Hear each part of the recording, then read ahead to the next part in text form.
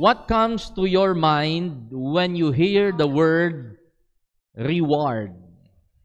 Ano ang sulod sa inyong pinsar kung mabatian nyo ini ang pulong padya o kun reward? Okay? So, diri kita sa gihapon sa aton nga last nga part sang aton nga series, Christ Kingdom Management. Ginatun-an naton kung ano ang pagpamalakad kag ano ang pag-manage sang aton nga Ginoo sa iyang nga ginharian. Because tanan kita nga nagtuo kay Jesus, part and member kabataan sang iyang nga ginharian. Parte kita sang kingdom sang aton nga Dios. So dapat kita nga mga anak sang Dios nahibaluan ta kung ano ang mga pamalakad sang Dios sa iyang nga ginharian. Para mag-abot diri siya sa iyang paghari sa millennium, makabenepisyo kita sang aton pinangabudlayan. Now, let's review sang aton nga mga gintun-an sa nagligad. Ang part 1 nga principle nga natun-an naton, God gives only what we can handle. Ang Dios siya nagahatag lang na iya, nagatugyan sa aton kung ano ang masarangan naton i-manage or i-handle. Kung hindi ta masarangan, hindi ina paghatag sa aton. Because balaan niya nga mawasita lang ina. And then number 2, second principle, God takes what we cannot handle. Kung hindi ta naman masarangan i-handle ini, bawion naman na sang aton nga Ginoo. Okay? And ikatatlo nga principle, God will reckon what He has given. Kung anong ginhatag sang Ginoo, isipon niya kag i-check upon kung ara sa gihapon sa aton. No, ginambas ang pulong sa Ginoo, every one of us shall give account of himself to God. Manabat kita sa aton nga Dios. And last time, natun-an naton that God expects faithfulness.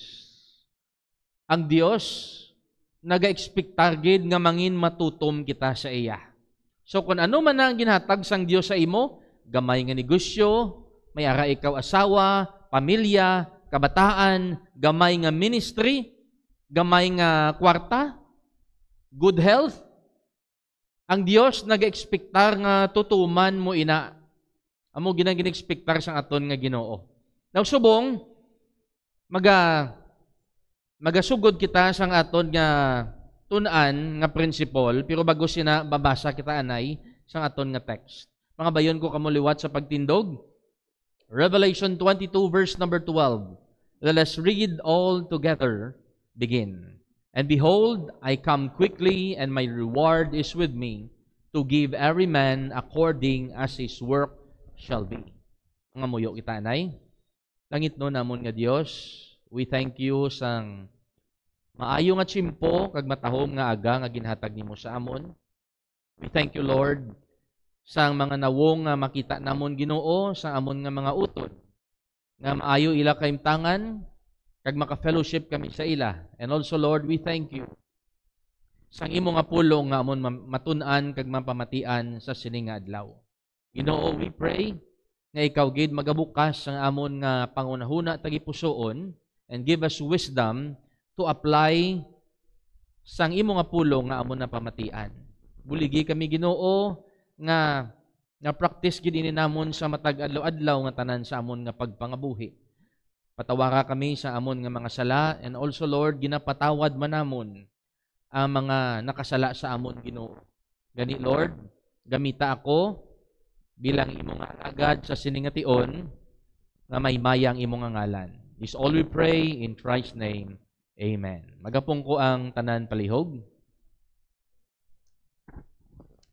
In Revelation 22 verse 12, naghambal ini sang pagbalik sang aton nga Ginoong Hesukristo sa iyang second coming. And most of us, ang aton bala nga paginsindi nga kung magbalik ang Ginoo, kung bata iya ka kag matutom, tagaan niya ikaw sang padya. Pero kung hindi ka naman matutom, bayan niya lang ikaw. Pero kung basahon mo ang ginhambalya, I come quickly and my reward is with me. Dala-dalaya ang padya. And then siling niya, to give every man according as his work shall be. Kung ano ang binuhatan ta, amo gid na ang ihatag sang Dios sa aton. Kung maayo, maayo man. How about kung malain? Di may reward man dira. Gani ang title sang aton nga mensahe, God rewards righteously. Ang Dios nagapadya sang insakto nga pagpadya. So how can God reward us for what is right? Paano ang Dios magapadya sa aton kung ano ang karapat-dapat sa aton? Number 1, ang Dios magapadya sa aton sang full reward. Bugos nga padya. Siling sang 2 John chapter 1 verse number 8. Look to yourselves. Siling niya, husisaa, bantayi ang inyong mga kaugalingon, that we lose not those things which we have wrought. Ato balang mga bagay nga ginpangabudlayan naton, kabay nga hindi naton madula. But that we receive a full reward. Atong ginpangabudlayan ta, kabay nga mabato naton ang bugos nga padya. Now, anong but na kon silingon diri? O anong but silingon sang pulong sang Dios diri? Now, kung lang tawo naton ang Luke chapter 19, isa ini ka parable nga ginhatag ni Jesus, the parable of 10 minas. Ang istorya diri, ang isa ka master, bago siya maglakat, naghatag siya sang 10 minas or 10 pounds sa pulo niya ka mga servants. Sa paghatag niya, siling diri sa verse number 16, to make the long story short, then came the first saying sa iya nga pagbalik, Lord, thy pound hath gained 10 pounds. So, isa ang ginhatag sa iya. Ang isa ni mo Ginoo ka pound, nakaginansya sang pulo. And then siling diri sang master, well, thou good servant, because thou hast been faithful in a very little, have thou authority over 10 cities. Pulo ka syudad. Mayroon naman nga isa nga nagkadto, and the second came saying, Lord, thy pound hath gained 5 pounds, or 5 pounds. Siling sang master, be thou also over 5 cities. So may ara sang 10 cities, may ara sang 5 cities. Ano ining iabot silingon?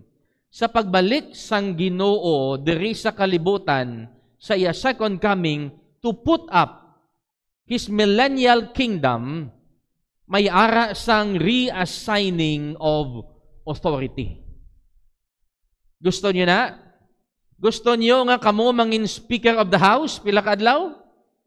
Gusto niyo kamo ang mangin head sang DPWH? Hindi lang. Gusto niyo maging senador? Ano? Reassigning of the authorities. Alangan naman pagbalik sang aton nga Ginoo, kung sino to ang korap nga presidente, amo man to gyapon himuon niya nga presidente sang Pilipinas. Alangan naman ang mga congressmen nga mga korap kag mga buaya, amo man to gyapon ang manging congressmen sa time nga mag-reign diri ang aton Ginoong Hesukristo. Di bala kung ikaw presidente, ang pilion mo nga mga cabinet members, amo to ang mga nagtutom kag mga nagpangabudlay sa tion nga nagapadalagan ikaw para magdaog. Di bala ang ibutang mo dira among mga masaligan mo nga mga leaders pila ka adlaw? Amo man ang matabo pagbalik sang aton nga Ginoong Hesukristo. Some of us, ang mga matutom, ibulos siya sa mga matag-as nga mga poder. Ang sadya sini kay mga buaya wala na. Mga gobernador, mga congressmen, mga sa DPWH, sa mga BIR na, sa mga LTO, lain na ang magapungko. Because righteous na nga hari ang magahari sa sininga kalibutan. Siling sang Proverbs 13:22. Hindi lang ini reassigning of the authority. Siling sang Proverbs 13:22, the wealth of the sinner is laid up for the just. Ang manggad sang makasasala ihatag sa mga matarong. Wow, sinudri ang grabe manggad subong. Imagine, ang ilan ang mga helicopter, mga private planes, mga yate, mga 40, sobra nga mga salakyan nga may mga payong. Ihatag na sa mga matarong. Kuhao na sa ila. Ang mga building nila nga nagkudlag ko. Mga balay nga nami. Ang balon mo sila, sige, atipanan nyo anay ang mga building ninyo kay pila kadlaw ihatag lang na sa akon sa Ginoo. May ara sang reassigning of property. Amo na nga ginambal ni Peter, sagi kita pangabudlay, ngita manggad sa sininga kalibutan, amo man ang hambal ni Jesus. Hindi ka mo magsupot sang manggad diri sa kalibutan. Kay pila ka adlaw kun matarong ikaw, ihatag malana sang Ginoo sa imo. Kwaon niya na digto, ihatag ya sa matarong. Kadumdum ka mo sa una, ari sa mga olds naton, kadumdum ka mo sang nag-martial law kay Marcos, gin-take over sang administrasyon ni Cory, tanan nga mga manggad ni Marcos, kag mga propiedad, gin-sequester. Atong mga alahas, mga brilyante ni Imelda, si Chris Aquino nagasuksok. Kuhao na iya sa mabulos. Ang Ginoo magbalik siya, hambalya, ari akong titulo. Ako ni naghimo sini nga kalibutan. Ako na ditagiya, kamo nga mga malaot, halin kamo tanan. Ipabuslon ko ang akon nga mga alagad nga matutom. You see, may ara sang reassigning of property. Siling sang Psalm 37 verse 11, but the meek shall inherit the earth and shall delight themselves in the abundance of peace. Kung paminsaron mo bala, kung hindi ini matabo sa millennium, saan ini matabo? Kag natabo ni bala sa aton nga pangabuhi diri subong? Nga ang meek maga-inherit sang kalibutan? Wala. Kung meek ikaw subong, kaluluoy kaya. Pero siling ni Jesus, ba ilang? Kay mag-abot ko, isagid kalibo katuig, kamo maga-inherit sa akon nga ginharian. In Psalm 58 verse number 11, so that a man shall say, verily there is a reward for the righteous. May ara gid man sang padya sa mga matarong. Verily, He is a God that judges in the earth. May ara gid man sang Dios nga nagahukom sa sininga kalibutan. Kadamo bala sang tawo nga naga-question nung kaisa sa Ginoo, especially sa kay kung basahan niyo si Prophet Habakkuk. Sila nga, Lord, ining wickedness nga nagakatabo diri sa kalibutan, ining inequality, injustice, nga ginapasugtan mo Ginoo. Ginapasugtan na sang Dios para may basihan siya, pila ka adlaw maghukom siya sa iyang ginharian. There is a God, siling sampulong sa Ginoo. He is a God that judgeth in the earth. Mark 9:41. For whosoever shall give you a cup of water to drink in my name, because ye belong to Christ, verily I say unto you, he shall not lose his reward. Kung gusto mo makabaton sang bugos nga padya, ari ang bali Jesus, bisan sa gamay nga pamaagi, bisan sa paghatag, pagiging generous, cup of water to drink. Ano ng cup of water to drink? Tubig. Nagambali na sa mga pinakagamay naton nga ginahatag sa ngalan sang Ginoo. Balikan sang Dios sila niya, because ye belong to Christ. Verily I say unto you, hindi niyo madula ang inyong padya. So panumduman nyo na mga utod ko, every little thing, every little kindness nga mahatag naton kag mabulig sa hilikoton sang Dios, kag sa aton nga mga kauturan, makabaton ikaw sang padya sina. Hebrews 6:10, for God is not unrighteous to forget your work and labor of love. So kung gusto mo gali makabaton sang full reward, we should work and labor nga may ara sang paghigugma sa aton nga Dios, which ye have shewed toward His name, in that ye have ministered to the saints and do minister. Imagine na mga utod ko, pangabudlay ta sa pila ka tuig diri sa kalibutan alagad sa Dios. Pero mag-abot siya, sobra-sobra nga pilo ang ihatag niya sa aton nga padya. 1 Corinthians 15:58. Ini mga application na ni nga aton himuon.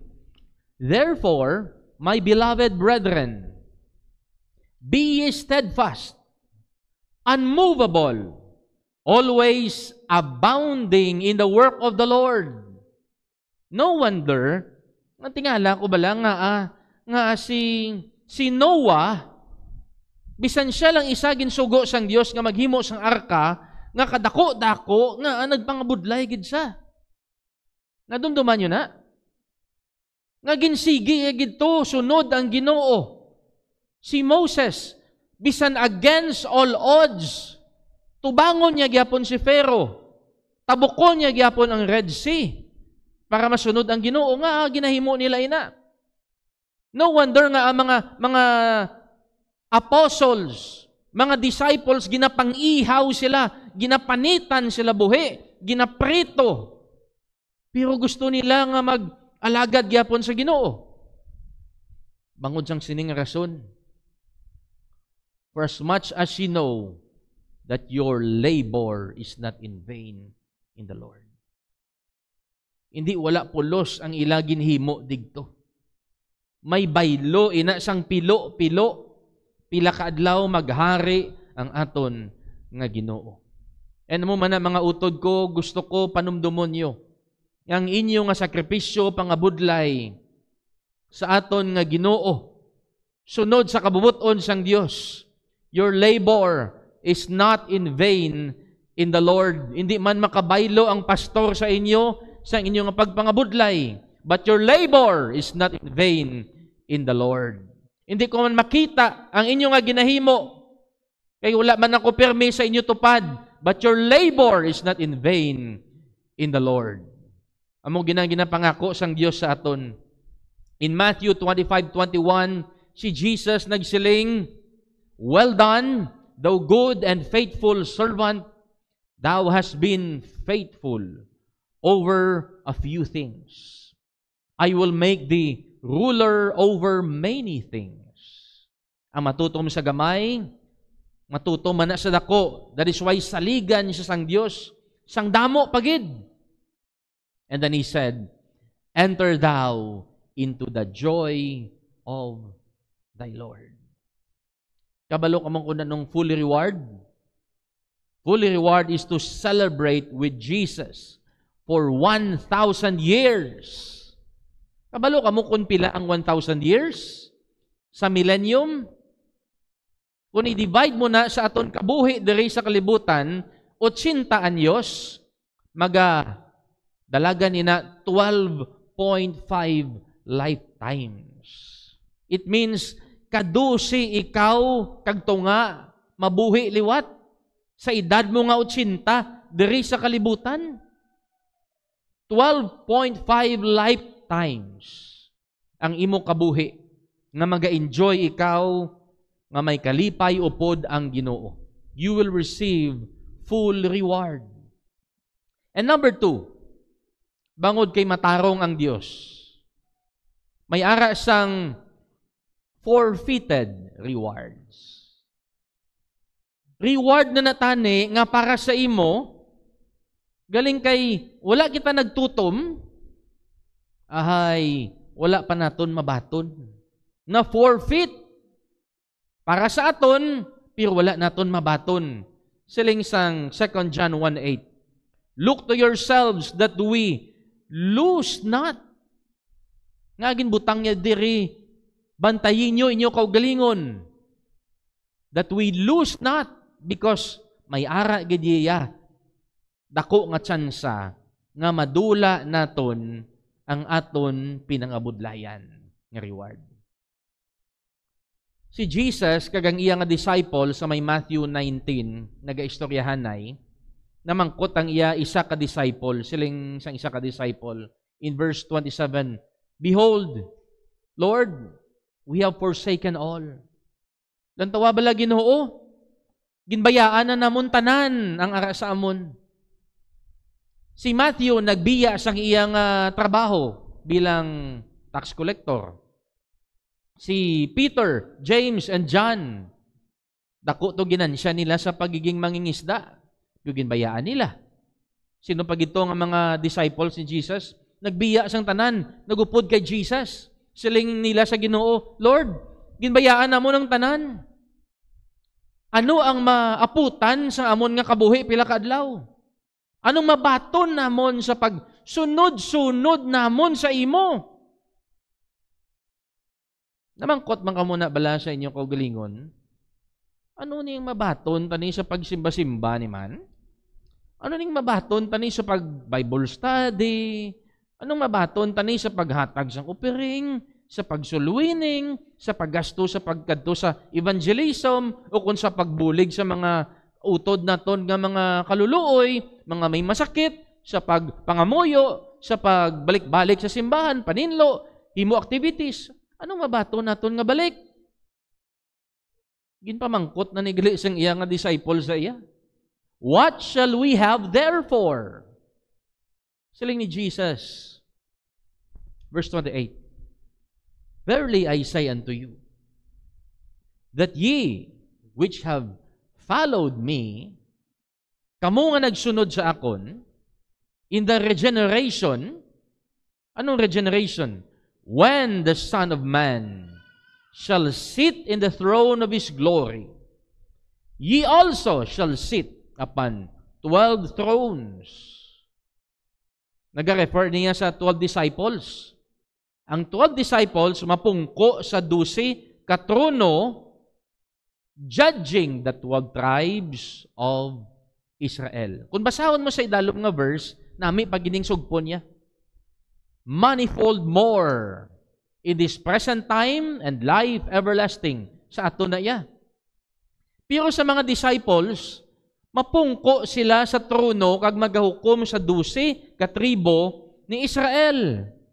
And amo ni tani ang padya ni Judas. Kay membro siya sang 12. Ugaling lang ano natabo. Amo ning natabo siya kabuhi. Nangin unfaithful siya sa aton nga Ginoo, ginbaligya yaya. So ang iya nga reward nga para sa iya na forfeit, tag naglain ang natabo sa iya nga kabuhi.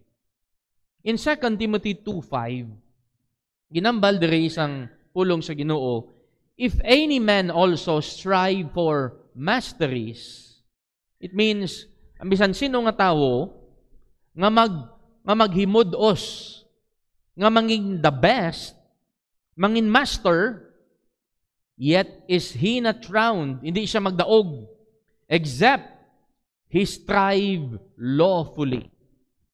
Hindi na siya magdaog sa contest, kung hindi siya maghimudos sang insakto. Kung hindi siya magsunod sang mga rules and regulation para magdaog.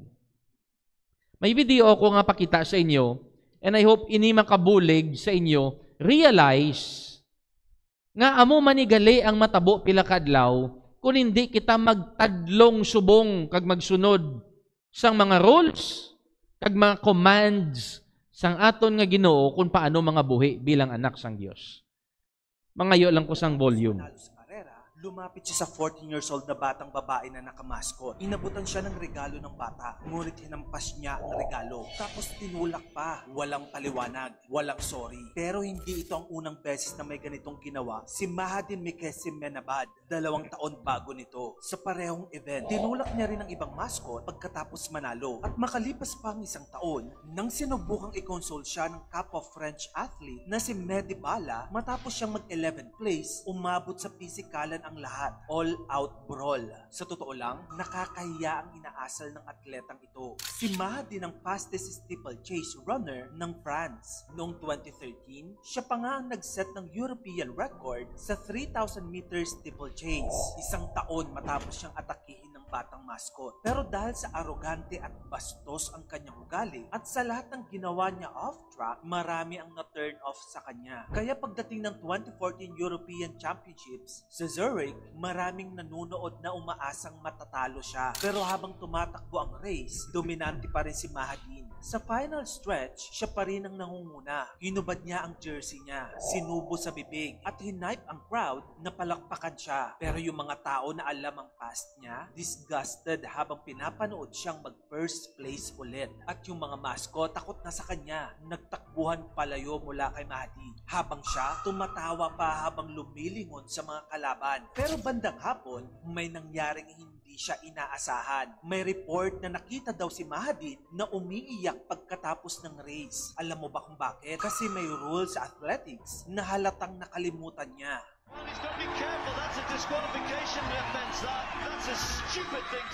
At gaya nga ng sinabi ng commentator, yes, stupid ang ginawa ni Mahadin. Ang paghuhubad ay grounds for disqualification. And because of his arrogance, siya ay na-disqualify. At yung gold medal na pinaghirapan niya, napunta sa kapwa niyang French teammate. Ngunit marami ang nagsasabi, bakit sa simpleng paghuhubad ay na-disqualify siya? Ngunit hindi sa pananakit niya sa mga batang nakamaskot at sa pisikalan sa kapwa-atleta. Either way, obviously, karma na ang gumalaw sa kapalaran niya. Ang lesson learned dito, be humble, be respectful. Dahil kahit gaano ka kagaling, kung basura ang ugali mo, babalikan ka ng karma.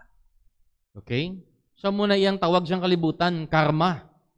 Pero sa pulong sang Dios, balanta. Nga ang Ginoo may ara sang rules. Kag tumano na iya sang Dios ang iya nga pulong. So, amo man tana, basi wala ta diri nagasunod sa aton nga rules, makibot kita, nami man batasan ko, nami man akon pangabuhi, manggaranon man ko, damo man binuligan ko. Pero pag-check gali, hindi according sa pulong sang Dios aton pangabuhi, makibot kita, ma-forfeit naton aton nga reward. In Daniel chapter 4 verse number 17, gininterpret ni Daniel ang dream ni Nebuchadnezzar nga dako-dako nga kahoy ang iya nga damgo. Siling ni Daniel kay King Nebuchadnezzar, Nebuchadnezzar, this matter is by the decree of the watchers and the demand by the word of the holy ones, to the intent that the living may know that the Most High ruleth in the kingdom of men and giveth it to whomsoever He will.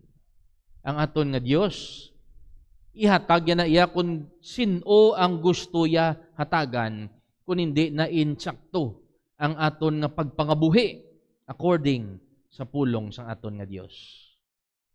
Si Jesus nagsiling man sa may Revelation 3:11, behold, I come quickly, hold fast.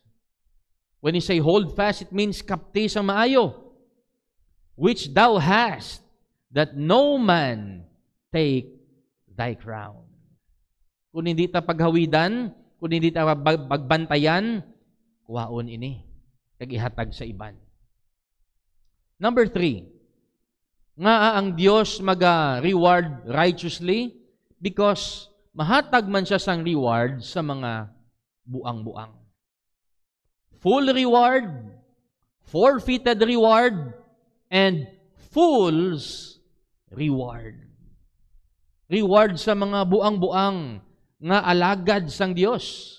Proverbs 19:29. Siling diri, judgments are prepared for scorners, and stripes for the back of fools. Bakol para sa likod sa mga buang-buang. And amazingly, si Jesus may ginambal parte sa pagbakol. Luke 12:47. Siling ni Jesus, and that servant. When you say servant, it means iyan isa sang Diyos, hindi ni unbeliever. Alagad sang Diyos. That servant which knew his Lord's will. Iba nagasiling, ini nga servant ni, unbeliever ni. No. Ang unbeliever, hindi kabalo, hindi kaintindi sang kabubuton sang Diyos. Ang alagad sang Diyos nga nakahibalo ng adaan sang gusto, kakabuton sang Diyos, pero, siling nga diriyo, and prepared not himself, neither did according to his will, wala sa nagpiparar, wala sa naghimo, sang kabubuton sang Diyos, shall be beaten with many stripes. Pastor, may bakulay? I don't know. Maybe figure of speech ini, but ang ako nabalaan, may ara sang punishment sa mga alagad sang Dios nga wala nagtutom sa iya. For example, anak kita sang Ginoo, pero wala lang tayo may ginahimo para sa aton nga Ginoo. Gabinipisyo lang kita sang kaayo sang Dios. Pero wala tayo gasimba, wala tayo gaalagad sa Ginoo, wala tayo gahibalo sa iya. Amo ni hambalya, shall be beaten with many stripes. For example, amo ni abi ang anak sang Dios, pero worldly, nagapangabuhi sa iya, suno sang pangabuhi sa mga tao diri sa kalibutan. Ano matabo sa iya? I-separate siya sa mga faithful and sacrificial Christians. Ato yang mga matutom, ato yang mga nagasakripisyo nga mga Kristohanon, lain yang ilay nga kahinatnan compare sa worldly Christians. Verse 46, Luke chapter 12. The Lord of that servant will come in a day when he looketh not for him, and at an hour when he is not aware, sa hindi siya handa, and will cut him asunder. Now, ano ining meaning sang cut him asunder? Sa Greek word, ginatawag ini nga deschotomeo. It means scourge severely or separate. So, ining worldly Christian, i-separate ni siya sa mga faithful and sacrificial Christian. Because ining mga faithful Christian, amo ni silaya ang maga-reign with Jesus for 1,000 years. Sino ni sila? Atong mga matutom, bisan nagamasakit, nagaalagad sa Ginoo. Atong mga matutom nga nagasakripisyo sa bulaton sang Dios.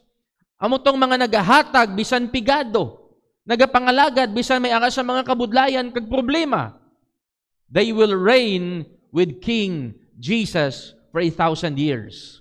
In 2 Timothy 2:12, sila niya, if we suffer, we shall also reign with Him. Amo itong ginaginbasa ta, your labor is not in vain in the Lord. But sa idalom nga phrase, sila niya, ining worldly Christian will appoint him his portion with unbelievers. Ano yung iabot silingon? I-separate siya, pero ibutang siya sa mga hindi tumuluo pila kaadlaw diri sa millennium. Imbes nga digto siya tani upod sa pinakanami nga syudad sang Dios, the best city. Kung sa aton pa, first world city sang aton nga Ginoo. Digto maistar ang mga faithful, pero ang mga unfaithful, ahay, dito ya sa mga third world country. Kaangay naton subong. Ano mga third world country? Kulang taon nyo bala ang Japan, kung compare nyo yung Pilipinas? Sino din nakapa-Japan? Wala sa aton? Wala. Okay, ako matinika lang. Kita ko lang sa TV.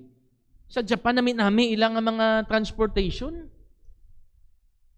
Ang ilang ang mga train, mga high-tech, ang ilang ang mga ospital, di ba?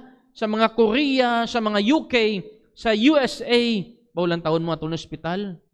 Ay, wala sa mga CT scan, wala sa mga MRI, no? Photocopier lang, Xerox machine lang, mera. Wala sa mga laboratory. Ang iban, batian ko na sa ginambal nga, ang kung i-dialysis ikaw, digto sa may mga hospital sang public, pagbalik mo, itom-itom ka na. Kaya lain ang pag-treat sa imo. You see, lain ang treatment sa public na itong hospital, sa private. Kadto ka mo bala sa may Mandurriao? Ano na tawag? Western? Lantawa to ang mga masakiton. Mga may bali. Ara sa salog, naghigda. Ang ila dextrose, ara manda. Dara sila gakaon. Dara sila nagahigko. Pero ang mga ara sa private rooms, aircon, hamot, nami ilang CR. Doon muna blang kinalain pilakadlaw. Ngang mga matutom subong, maga-enjoy 1,000 katuig, upod sa pinakatahom nga syudad sang Ginoo. Pero ang mga unfaithful, mga backsliders, nga mga Kristohanon, upod sila sa mga unbeliever, magaantos sang pigado-pigado nga pagpangabuhi. Siling diri sa may Matthew 25:30, and cast ye the unprofitable servant into outer darkness. There shall be weeping and gnashing of teeth. Ining weeping and gnashing of teeth, hindi ni sa impyerno. Figure of speech ini, because servant ini sang Dios. Saved na ni siya. Naghambal ini sang grabe nga regret. Nga wala iya gin-spend ang lipot yang nga kabuhi para sa Ginoo kag subong naga-antos siya sa 1,000 katuig. Grabe nga paginulsol. Amo na blang may term nga do kadton mo siko mo sa paginulsol? Because lawig-lawig ini nga mga tinion nga magahari si Jesus, pero ang unfaithful magaantos. Isaiah 65 verse number 20.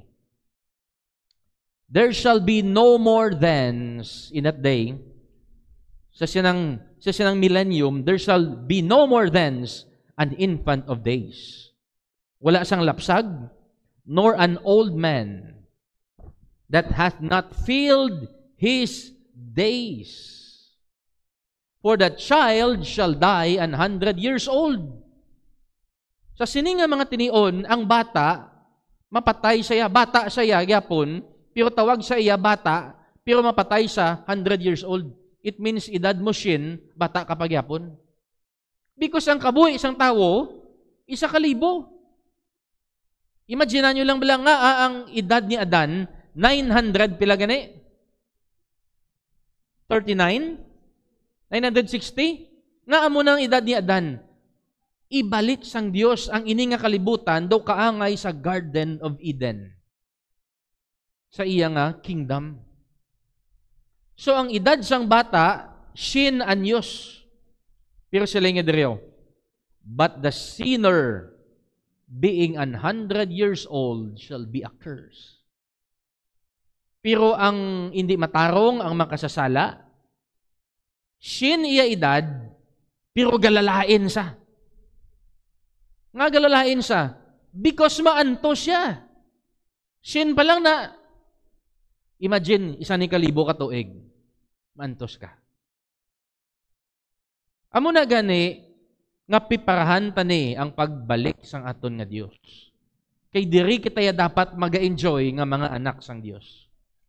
Ari aton nga present time, kalibutan nga ginguba sang panulay, kalibutan nga puno sang mga buaya, sa mga butigon, mga makawat, Amo kita subong ni ga star diri.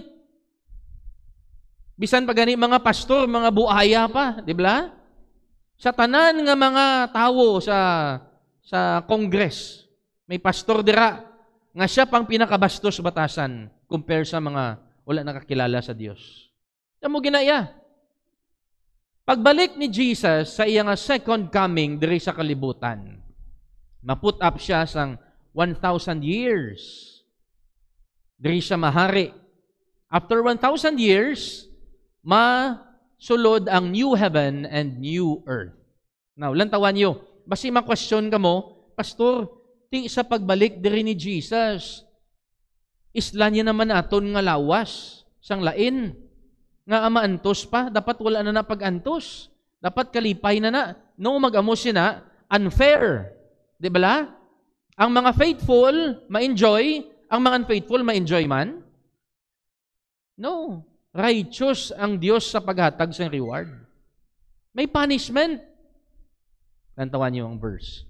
Diri sa pagbalik ni Jesus, sa second coming, sa may Revelation 7:14-17. These are they which came out of great tribulation and have washed the robes and made them white in the blood of the Lamb. So, amo ni mga martyrs ini sila nga nag-antos sa Great Tribulation, nag-abot ang Ginoo, anong matabo sa ila? God shall wipe away all tears from their eyes. Nga nagahibi sila. Sa inyo pamatsyag nga nagahibi sila pag-abot sang Ginoo.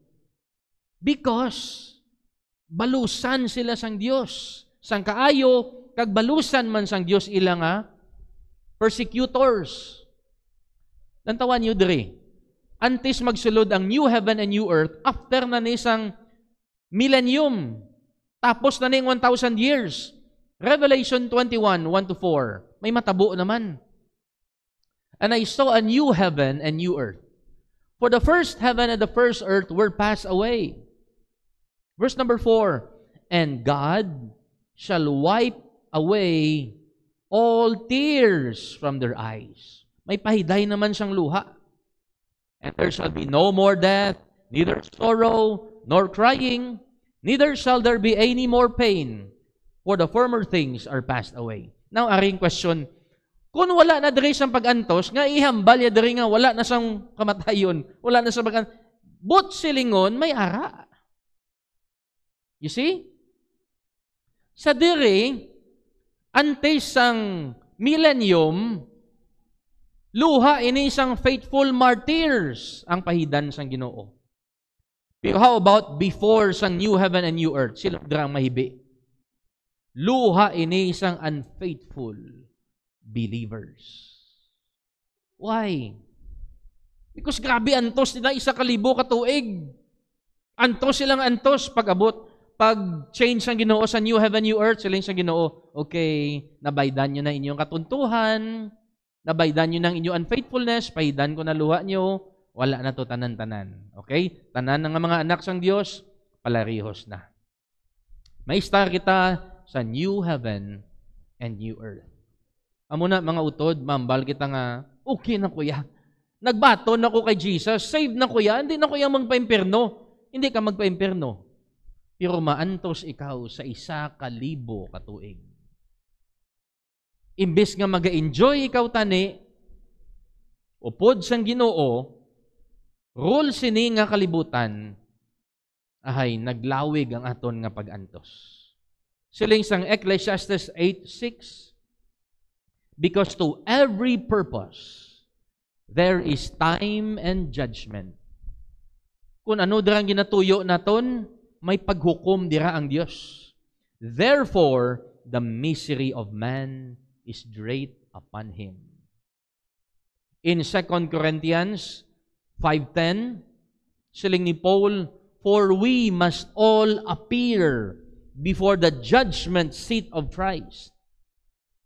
Matubang kita sa hukmanan sang Dios, that everyone may receive the things done in his body according to that He hath done, whether it be good or bad.